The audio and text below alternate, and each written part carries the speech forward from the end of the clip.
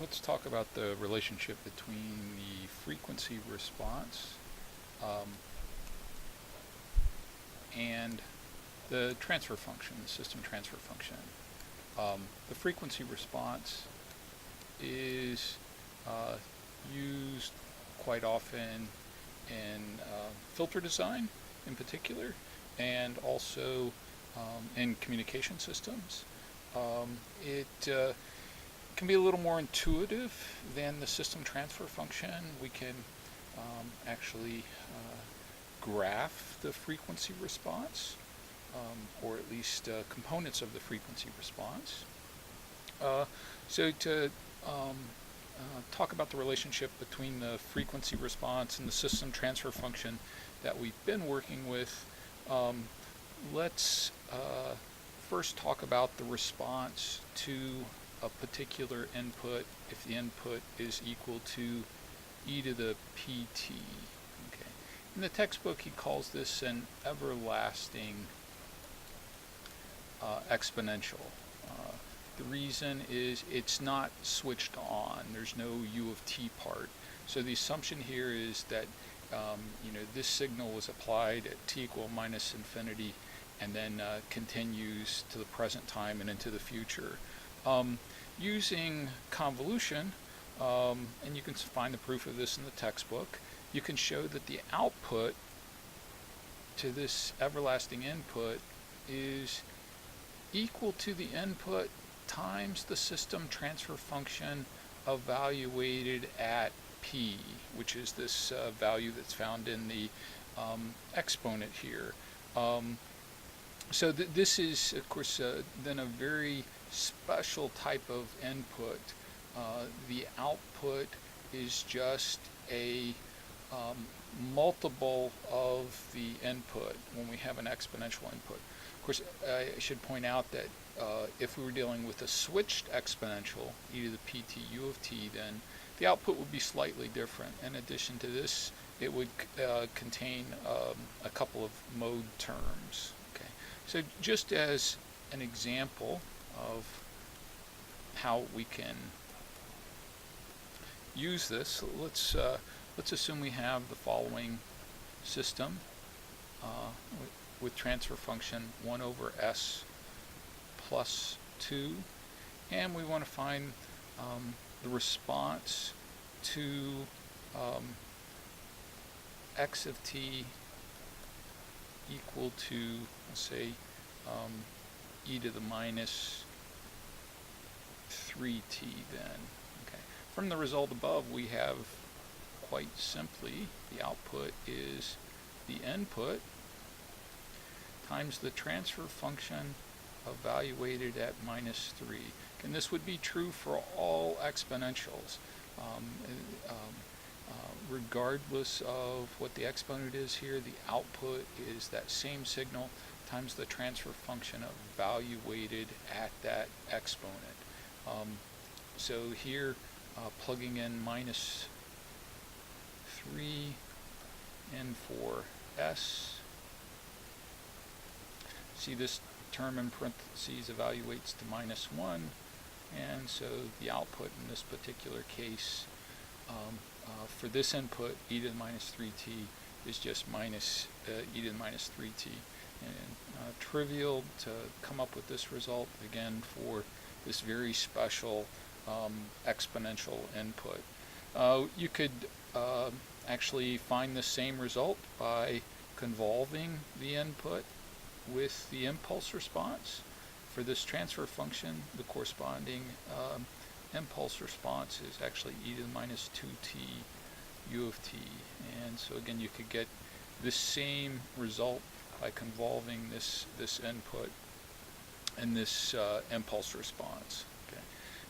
Now let's take a look at just a slight variation on this exponential. We're going to let p be equal to j omega this time.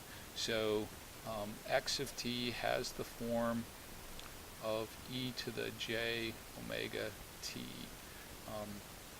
And then we know from our previous result then that y of t will just be e to the j omega t, the input, times the transfer function evaluated at j omega. Okay. Furthermore, since e to the j omega t can be written using Euler's formula as cosine omega t plus j sine omega t, and cosine omega t then is the real part of e to the j omega t, you can exploit linearity to show that the response to x of t equal to cosine omega t is y of t. It's going to be the real part of h of j omega times e to the j omega t. Okay. Now, we can write this in a slightly simpler form.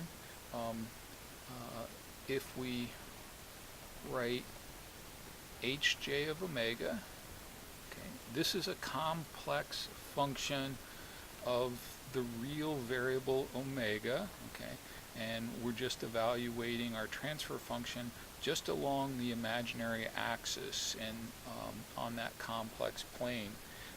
We'll write hj of omega in exponential form, where we can express it as its magnitude times e to the j, the angle of hj of omega. Then we can write y of t as the real part of hj omega, the magnitude of hj omega, and then I'm going to combine these two exponents. I'll have e to the j omega t plus angle of hj omega. Of course, this magnitude function is entirely real, so I can pull it out of the braces here, and from Euler's formula we can easily determine the real part of that exponential function, and we get the result is the magnitude of hj omega times the cosine of omega t plus the angle of hj omega.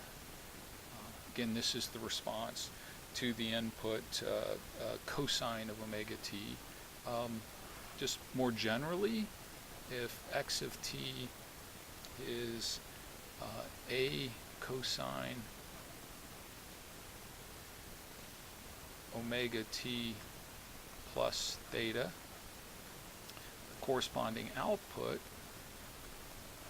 is the amplitude of the input times our transfer function evaluated at s equal to j omega, cosine omega t plus the phase angle of my input, and then an additional phase shift by the angle of my transfer function evaluated at j omega. So just again, another quick simple example.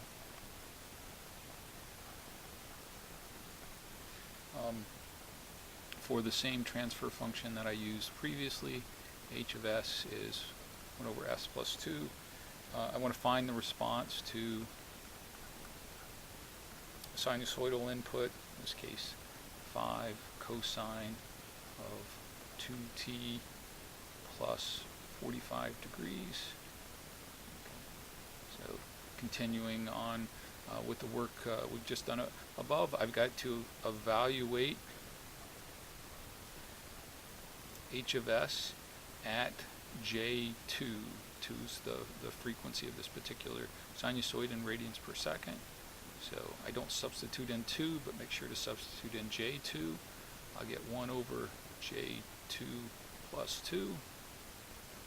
And I can write this as the magnitude would be 1 over the square root of the real part squared plus the imaginary part squared. The angle here is the angle of the numerator, which is 0, minus the angle of the denominator, which is actually 45 degrees. And so I could further simplify this as 1 over 2 square root of 2 e to the minus j, 45 degrees. Okay. So this is the magnitude of my transfer function evaluated at j2. Then the angle is minus 45 degrees. So I know immediately then the output in response to this an everlasting sinusoid, it's not multiplied by u of t, will be equal to the amplitude of the input times the magnitude of my transfer function evaluated at j2, so that's the 2 square root of 2, and I'll have cosine of 2t plus the original phase angle minus the phase shift created by my system, or again I can simplify this.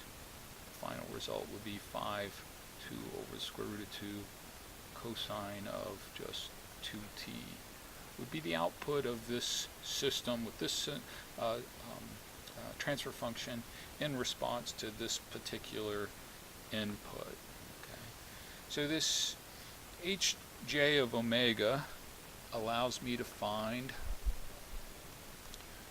the output quite simply in response to any sinusoidal input. So this has a special name. Okay. It is called the frequency response of my system. Okay. So it is our transfer function, okay, but with j omega substituted in for s. It is a complex function of the real variable omega. So I could separate it into its real and imaginary parts, which would then be real functions of the real variable omega, but it's typically expressed in exponential or related polar form in terms of its magnitude. This would be a real function of the real variable omega, so I could easily graph it. This is called the magnitude response of the system.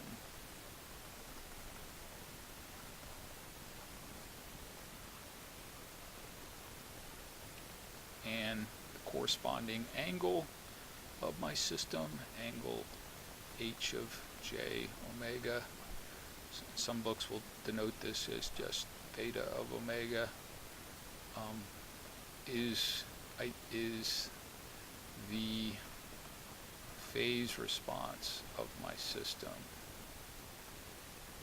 So I can use a graph of hj omega and theta omega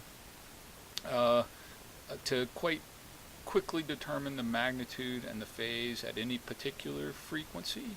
So for example, in the problem that we just worked, if I evaluated hj of omega at omega equal 2, which was the frequency of the input in the previous system, I would get 1 over 2 times the square root of 2. And if I evaluated the phase angle at omega equal 2, I would find the phase angle is minus 45 degrees.